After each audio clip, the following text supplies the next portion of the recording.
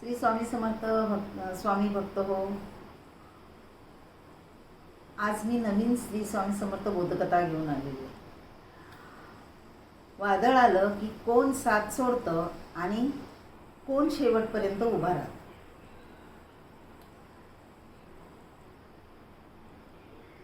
श्री स्वामी समर्थ बोधकथा.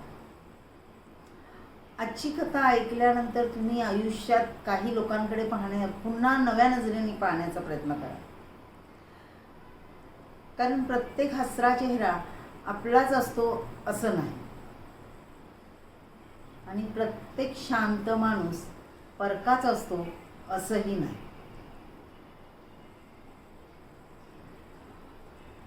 ही गोष्ट एका माणसाच्या आयुष्यात घडलेली घटना आहे. आजही हजारो लोकांना जीवनाचा मोठा धडा शिकवते. चला तर मग आजच्या कथेला आपण सुरुवात करू. श्री स्वामी समर्थ. एका गावात मोहन नावाचा एक व्यापारी राहत होता. मोहन खूप श्रीमंत होता. गावात त्याचं मोठं मान होता, त्याचं मोठं नाव होतं. त्याच्या घरात नेहमी लोकांची वर्दळ असायची. कोणी मदतीसाठी यायचं, कोणी सल्ल्यासाठी यायचं, तर कोणी फक्त त्याच्याशी मैत्री दाखवण्यासाठी. मोहनलालला वाटायचं, माझ्या भोवती इतकी माणसं आहेत म्हणजे मी खूप भाग्यवान आहे.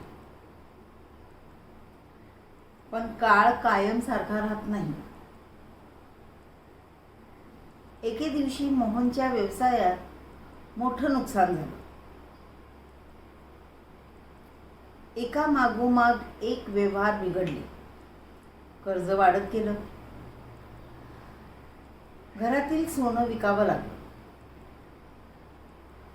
नोकरही निघून गेले आणि हळूहळू लोकांनी त्यांच्यापासून अंतर ठेवायला सुरुवात केली. कालपर्यंत रोज फोन करणारी लोक आता फोनही उचलत नाही.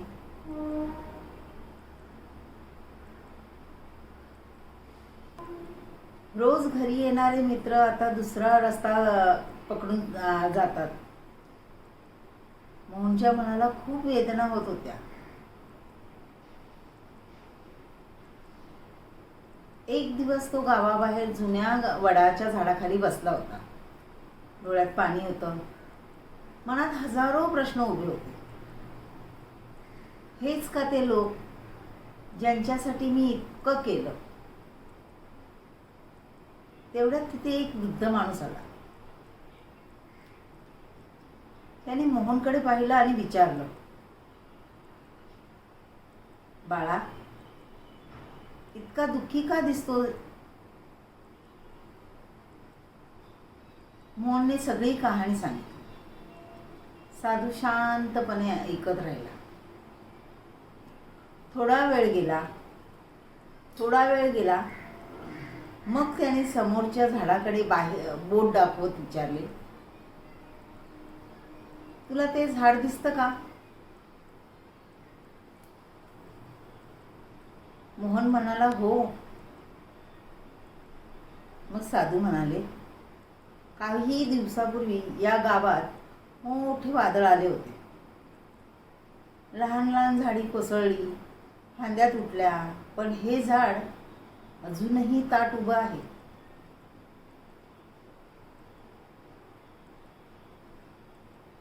मोहन म्हणाला, कारण त्याची मुळे मजबूत आहेत.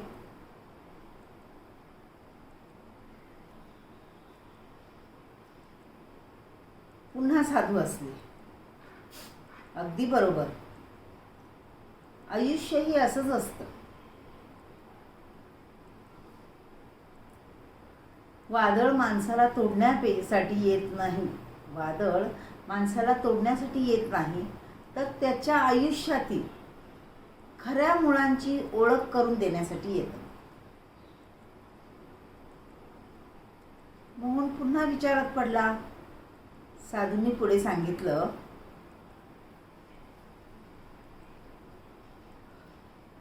तुझ्याकडे पैसा होता, तेव्हा लोक तुझ्या भोवती फिरत होते.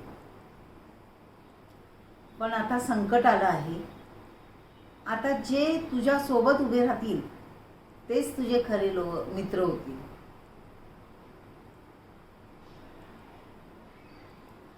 बाकी सगळं फक्त सावल्या होत्या. त्या रात्री मोहन परत घरी परतला. त्याने शांतपणे विचार केला. सगळे दूर गेले होते, पण एक माणूस अजूनही रोज त्याची चौकशी करत होता. त्याचा बालपणीचा मित्र सुरेश. सुरेश श्रीमंत नव्हता, त्याच्याकडे फार पैसाही नव्हता. पण जेव्हा सगळे दूर गेले तेव्हा तोच रोज दारात उभा राहायचा. काळजी करू नकोस, सगळं ठीक होईल असं म्हणायचा. बस मोहनने विचारलं, सुरेश, माझ्याकडे आता काहीच उरलं नाही, तरी तू माझ्या सोबत का आहेस? सुरेश हसला आणि म्हणाला, मी तुझ्या पैशाचा मित्र कधीच नव्हतो, मी तुझा मित्र होतो.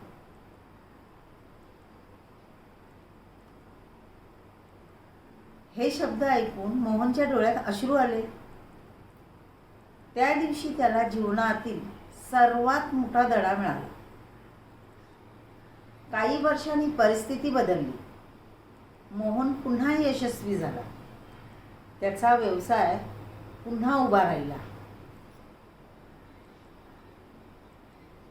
पैसा परत आला. सोनं नाणं मान सन्मान परत सगळं आलं. पण यावेळी त्याने एक गोष्ट कायम लक्षात ठेवली. सुखासोबत चालणारे अनेक असतात, पण दुःखात हात धरून ठेवणारे फार थोडे असतात. आणि तेच खरं धन असतं.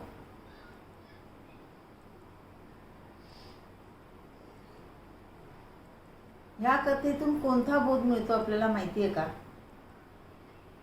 संकट ही शिक्षा नसते. संकट म्हणजे आयुष्याने दिलेली एक परीक्षा असते. त्या परीक्षेत खोटी माणसं दूर जातात आणि खरी माणसं अधिकच जवळ येतात. वादळ आलं की झाडाची मुळे कळतात आणि संकट आलं की नात्याची खरी किंमत कळते.